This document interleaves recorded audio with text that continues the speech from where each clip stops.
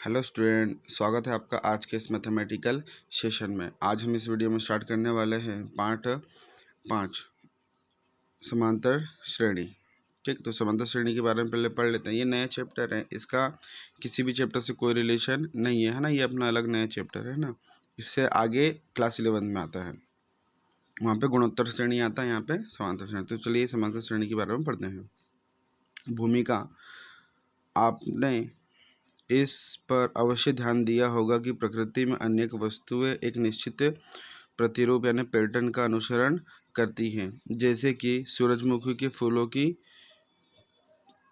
पगडंडियाँ। ये तो आप नहीं जानते होंगे ना, लेकिन आप ये जानते होंगे जो छत्ता होता है मधुमक्खी का, उसकी जो डिज़ाइन होती है वो इस टाइप से होती है ना, इस टाइप से सारे उसमें वो कनेक्टेड होते हैं। तो वो तो आपने देखा ही है ना। और भुट्टे के जो दाने होते हैं वो सारे एक फिक्स शेप्स के होते हैं, है ना। अनानास के ऊपर में जो डिज़ाइन होती है वो भी हेक्सागोन टाइप्स की होती है, तो वो भी सेम होती है ना। तो बहुत सारी जो डिज़ाइनें होती है वो सेम होती है। क्लियर। जैसे अपने घर में जो सीढ़ियाँ बनती है, सबकी लेंथ ब्रेथ हाइट क्या होती है, सेम होती है, तभी वो दिखने में अच्छी लगती है। हम बहुत सारी चीज़ें एग्जाम्पल में लेते हैं, जैसे कूलर के सामने की जो पंखुड़ियाँ होती हैं वो भी सब क्या होती है, सेम शेप्स की होती हैं। ठीक, जिससे वो चीज़ें अच्छी दिखती हैं। तो बुक में कुछ एग्जाम्पल्स दिए हैं, तो उनके बारे में हम समझते हैं। तो पहला दिया है कि अब हम अपने दैनिक जीवन में आने वाली प्रतिरूपों की ओर देखते हुए ऐसे कुछ उदाहरण हैं।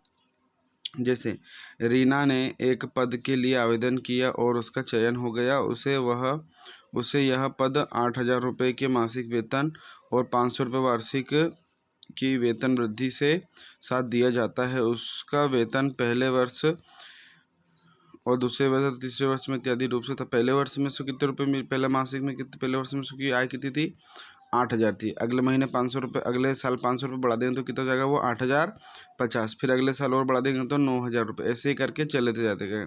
तो जिस एपी में, है ना, अच्छा ये एपी है कि नहीं तो उसको बस जनरली पढ़ना है, जिसमें ऐसा डॉट डॉट डॉट डॉट लगा होता है, उसमें फिक्स नंबर नहीं होते हैं। तो इस प्रकार की जो सूची होती है ना, इसको बोलते हैं अपरिमित सूची बोलते हैं। ठीक है, अपरिमित सूची या अनुक्रम इसको बोल सकते हैं हम। इसी टाइप से एक सीढ़ी है, यहाँ पे जो सीढ़ी बनी हुई है, इसमें कह रहा है कि एक सीढ़ी के डंडों की लंबाइयाँ नीचे से ऊपर की ओर एक समान रूप से 2 सेंटीमीटर घटती है। नीचे से ऊपर की ओर एक समान रूप से 2 सेंटीमीटर घटेगी। फर्स्ट वाली जो सीढ़ी है, सबसे नीचे वाला जो डंडा है वो 45 सेंटीमीटर का, ये जो है 45 सेंटीमीटर का है। इसके बाद 2 सेंटीमीटर क्या हो जाएगा, कम हो जाएगा, तो ये कितना हो जाएगा, 43। इसके बाद 41, इसके बाद 2 का 39, उसके बाद 37, उसके बाद 35, फिर उसके बाद 33, फिर उसके बाद में 31। तो यहाँ पे जो दिया है हमें एक सूची दी है, ये फिक्स है। अब इसमें आगे बढ़ने का कोई चांसेस नहीं है। तो इस प्रकार की जो सूची होती है इसको परिमित सूची बोलते हैं। बुक में और एग्जाम्पल्स दिए हैं, इनसे थोड़ा तक खास समझ में नहीं आएगा ना, ये एपी से थोड़ा अलग है। इसमें एक और क्वेश्चन पढ़ लेते हैं, एग्जाम्पल नंबर 5 पढ़ लेते हैं ना।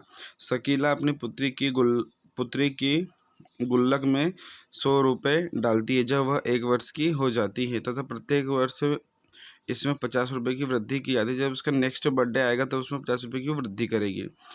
इसके पहले, दूसरे, तीसरे और चौथे जन्मदिवस पर गुल्लक में डाली गई राशियाँ क्रमशः इतनी है। पहले वर्ष में 100 रुपये, अगले साल के 150 रुपये, 50 रुपये बढ़ा दिया। फिर अगले साल फिर 50 रुपये इसमें बढ़ाएंगे तो 200 रुपये, फिर 50 में बढ़ाएंगे तो 300 रुपये। यहाँ पे ये डॉट डॉट डॉट लगा है ना। तो ये कौन सी सूची है, आपकी अपरिमित सूची। क्लियर, जिसमें ऐसे डॉट डॉट लगा उसको हम अपरिमित सूची बोलते हैं। ठीक है, इस प्रकार के बहुत सारी सूचियाँ होगी आपके पास में। तो अब हम पढ़ते हैं कि किसको क्या बोलते हैं, है ना। तो ये जो समांतर श्रेणी है, अब समांतर श्रेणी क्या होगा और क्या नहीं होगा उस पर हम अब उस पर चर्चा करते हैं।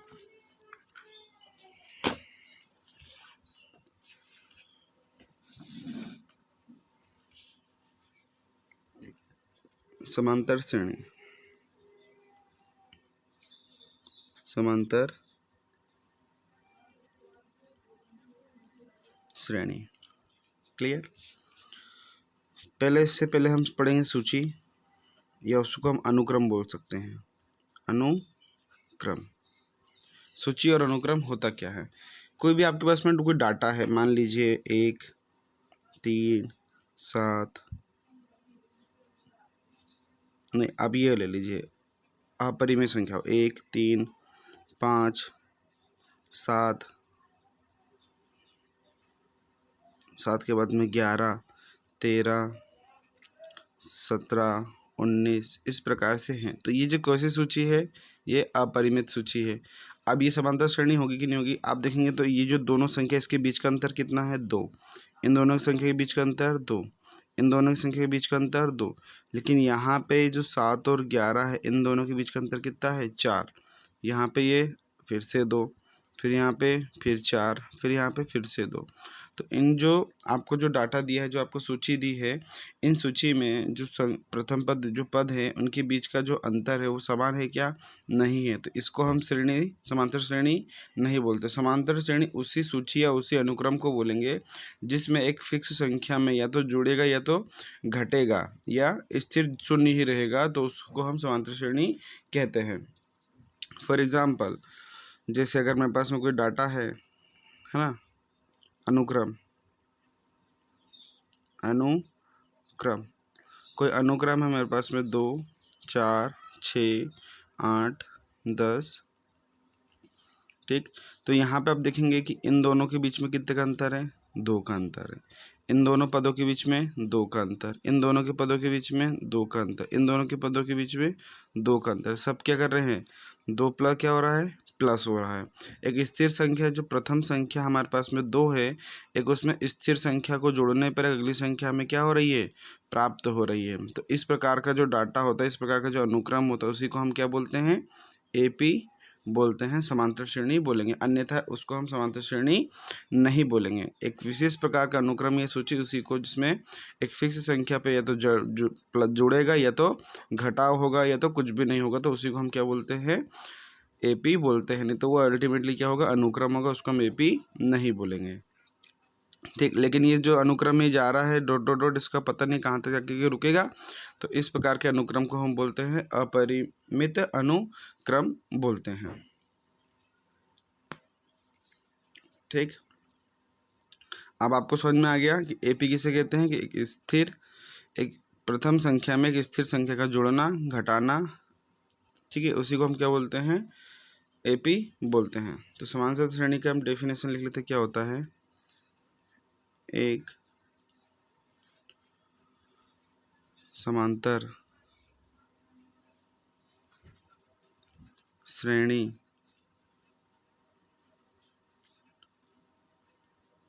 संख्याओं की एक ऐसी सूची या अनुक्रम है जिसमें प्रत्येक पद पहले पद के अतिरिक्त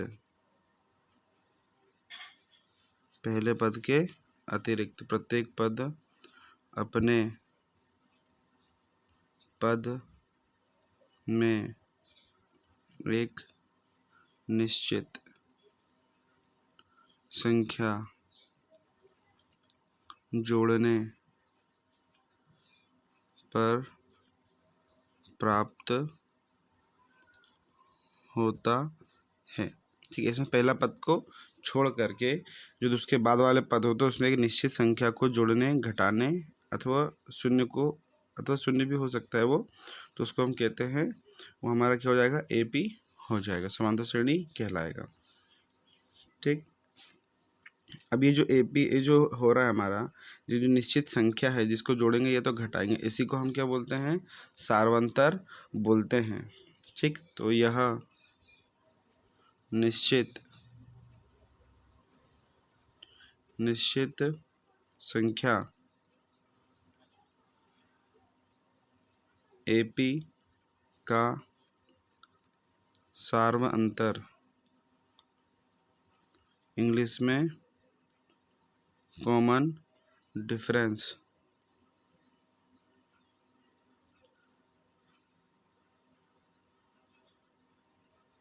कहलाती है।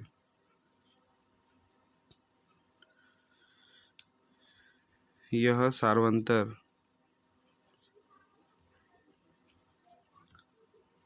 धनात्मक, ऋणात्मक,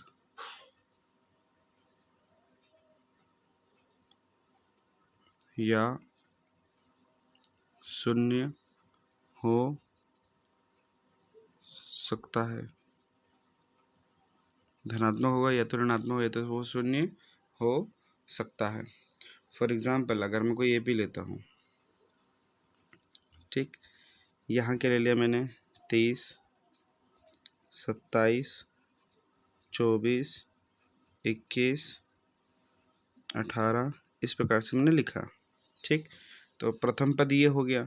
इसमें से क्या हो रहा है 3 क्या हो रहा है माइनस, इसमें भी 3 क्या हो रहा है माइनस, इसमें भी 3 क्या हो रहा है माइनस, इसमें भी क्या हो रहा है 3 माइनस, आगे भी 3 माइनस चलते रहेगा।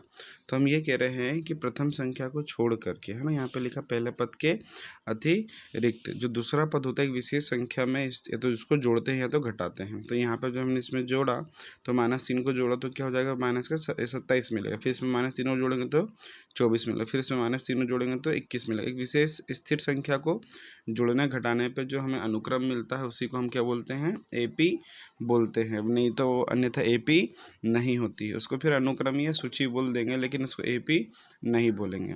एक और एग्जांपल लेते हैं, जैसे एपी 87, 90, 93, 96, 99 इस प्रकार की जो चलेगा। तो यहाँ पे ये क्या है हमारा, इसमें क्या हो रहा है, इसमें हमने 3 प्लस करा, इसमें भी क्या करा हमने 3 प्लस करा, इसमें भी 3 हमने क्या करा प्लस करा, इसमें भी 3 क्या करा प्लस करा। तो सब प्लस करने पे मिल रहा है। तो इसमें एक जो पहली संख्या को छोड़कर जो दूसरे एक स्थिर संख्या को जोड़ने पर हमें प्राप्त हो रही है, तो इसको भी हम क्या बोल देंगे एपी बोल देंगे, ठीक।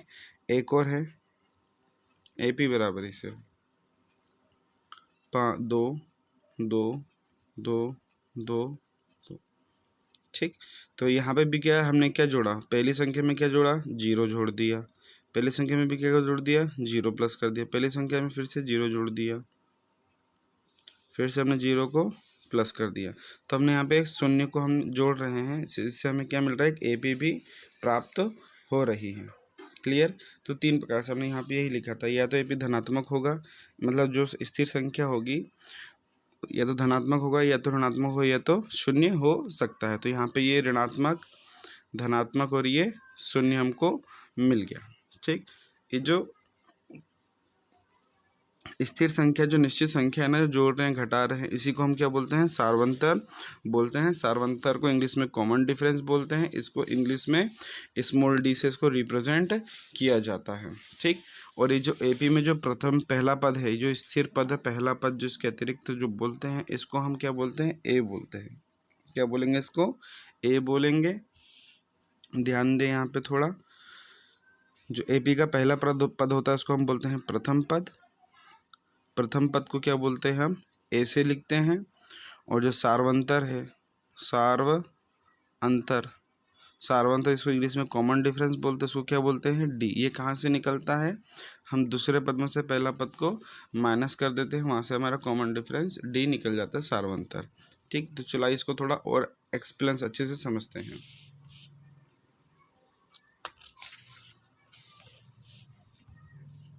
एक एग्जाम्पल लेते हैं, उस एग्जाम्पल से हम इसको समझेंगे। कोई एपी है हमारे पास में, ठीक है, हम इसका व्यापक रूप निकाल रहे हैं कि व्यापक रूप किस प्रकार से बना उसका जनरल फॉर्म। मान लीजिए कोई एपी है, जैसे 5, अगली 10, 15, 20, 25, ये आगे तक के जा रही, कहाँ तक जा रही है हमें नहीं पता, ठीक।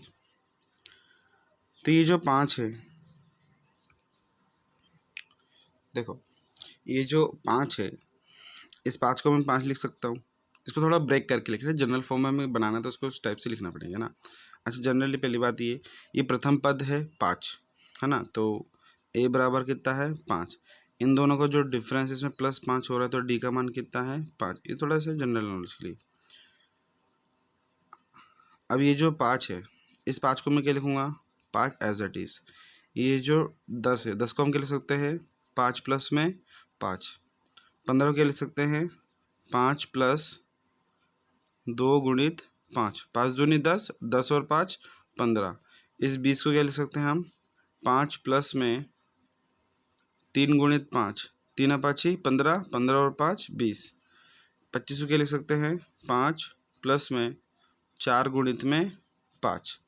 अगर आप देखेंगे ए यहाँ पे और ये डी है ना, तो यहाँ पे ए और डी दोनों समान ही हो गया है। तो जनरली समझते हैं ये वाला जो स्टार्टिंग वाला 5 है इसको हम ए मानेंगे, इसको हम क्या मानेंगे ए, और जो ये पीछे वाला 5 इसको हम क्या मानेंगे डी। तो क्या बनेगा ये ए, ये वाला ए प्लस दूसरा वाला 5 डी है, ये ए प्लस में 2 और ये डी, ये भी आपका ए है प्लस में 3 और ये डी, ये वाला 5 ए और ये 4 और ये डी, आगे तक की जाएगा इसी टाइप से, है ना। इसको और आसान से समझने के लिए, इसमें दोनों सेम हो गया था, एक और एग्जांपल है जिसमें दोनों क्या हो जाएंगे अलग अलग, तो वहाँ पर आपको आसानी से और समझ में आ जाएगा।